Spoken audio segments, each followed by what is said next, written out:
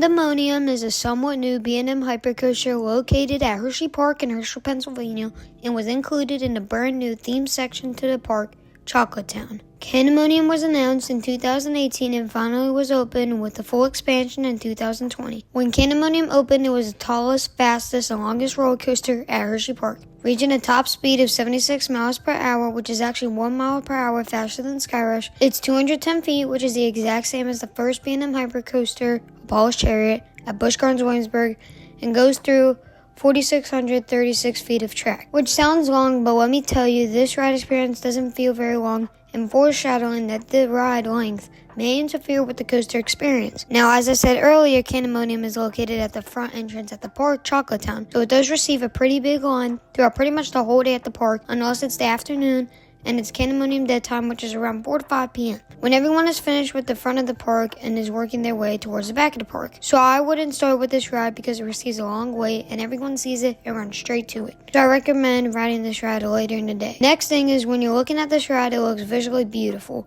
You see this thing when you're driving in the park and it just looks like a towering monster in the sky. As soon as it leaves the station, you go on a ride through what feels like an adventure through the woods, because you just go out surrounded by trees and come back to everything. You can see the hollow on your way back.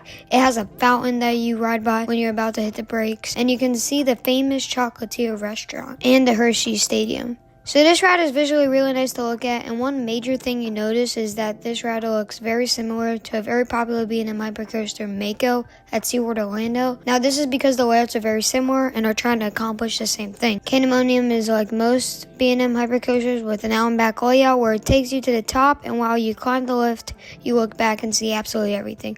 Comet, Skyrush, Wildcats Revenge, Lightning Racer, Storm Runner, just everything you've already experienced on your trip there. Now the ride starts with your typical B&M drop, but in my opinion, it does a better job than Apollo's Chariot at Busch Gardens, Williamsburg. After the plummet, it takes you into a massive camelback hill and then reverses you into an element called the hammerhead turn that you can ironically find on the Mako. After this, there's a series of more camelback hills, and one even has a trim brake, which isn't even the last one before the final brake run. And then you go into a helix that then does a leftward bank that is not better than Apollo's Chariot, but instead that it's a rightward bank. But still, you receive more airtime on the bank on Apollo's Chariot, but it's not as highly paced like Candymonium, which keeps most of its pace through the entire layout except for the 2 trims before the final brake run.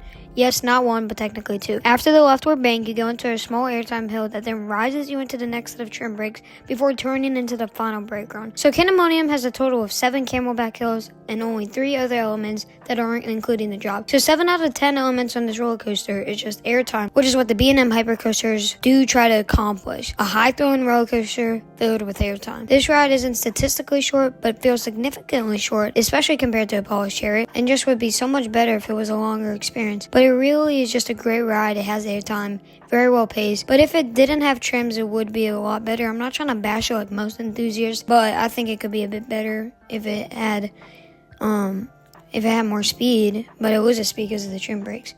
This ride is glass smooth though.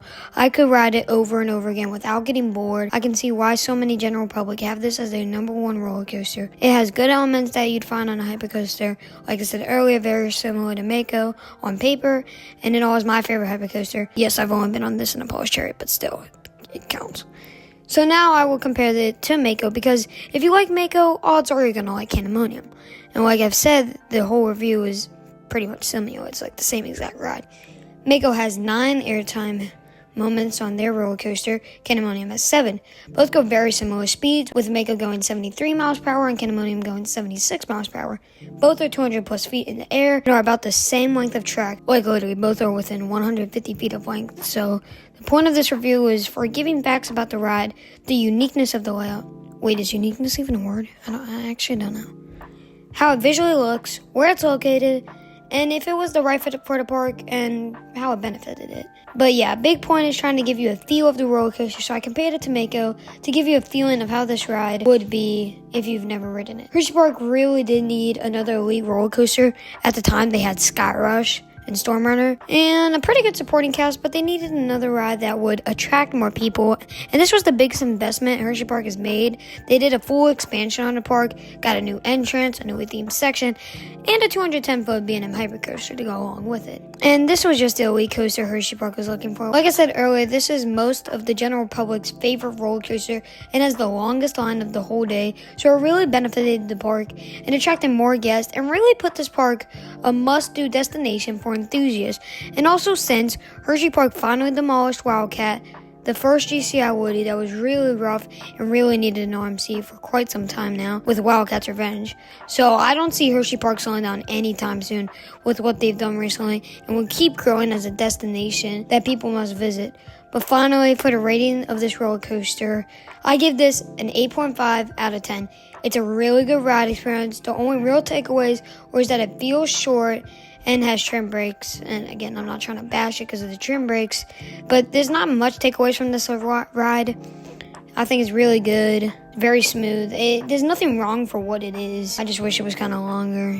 But other than that, it's a very good ride. Like, oh my god. I mean, like, this is, again, my favorite B&M hypercoaster. It is just one of my favorite overall coasters. If you're wondering what row I suggest, it's the last or second to last row. It gives the best airtime, and that is what this roller coaster was aiming for. It aims for airtime. It's the B&M hypercoaster. But anyways, I'll see you in the next one, enthusiasts. Tell me in the comments what you think of Candymonium and where you rank it out of all the B&M hypercoasters, and what's your favorite roller coaster at Hersheypark.